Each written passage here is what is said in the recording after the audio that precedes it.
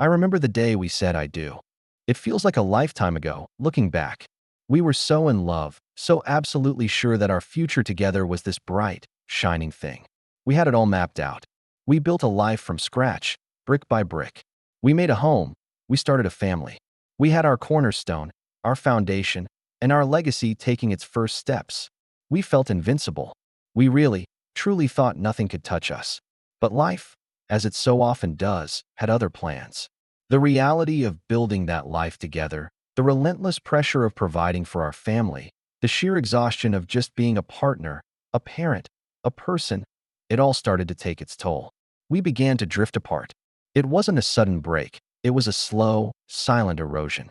The little things that used to be our glue, the shared laughter, the silly inside jokes, the late-night talks that went on until dawn, they just started to fade away, one by one. And then, in the space left behind by the laughter, the criticism started. It began with small things, little nitpicks here and there. Then it grew into a constant need for his validation, a feeling that I was always falling short. The belittling comments crept in, like a slow-moving fog, until I felt like I was suffocating under the weight of it all. I was constantly walking on eggshells in my own home, my stomach in knots, just waiting for the other shoe to drop. I never knew when the next verbal blow would come, what small thing I would do wrong that would set him off. It was a constant state of high alert. We tried to hold on. We really did. We went to therapy. We read all the self-help books. We even took breaks from each other, hoping that distance would somehow bring us closer. But nothing ever seemed to stick. Those toxic patterns, the unhealthy dynamics, they were so deeply ingrained that we just kept falling back into the same destructive cycle. And I felt trapped, utterly and completely trapped in a loop of emotional abuse, of manipulation, of being made to feel guilty for things that weren't my fault. The final blow wasn't a big, dramatic fight. It was a quiet, devastating realization. One day, I just looked at him and felt nothing. The love was gone. All that was left was an empty shell. I realized I wasn't living anymore. I was just existing, just going through the motions. My entire life had become a performance. I was living in a state of constant fear, of gnawing anxiety, of a deep, dark dread that settled in my bones. I felt like I was dying inside, slowly but surely, with each passing day. For the longest time, I thought I was strong enough to fix it.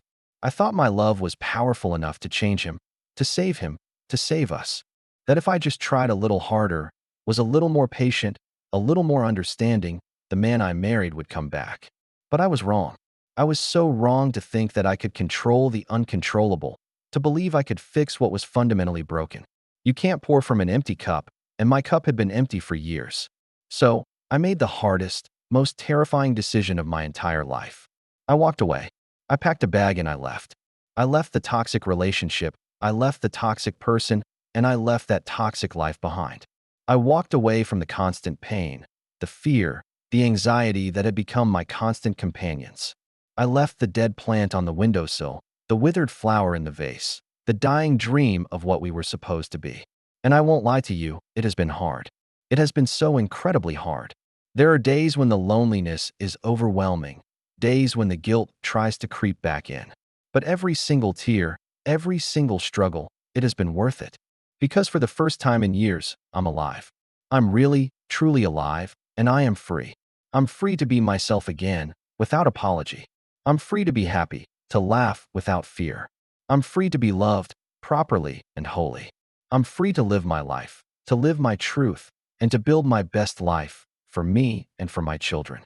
And that, my friends, is the most beautiful thing of all. If you're going through something similar, please know you're not alone. There is a way out, and there is support available. Reaching out is a sign of incredible strength. Thanks for listening. Please consider subscribing for more stories about finding your way back to yourself.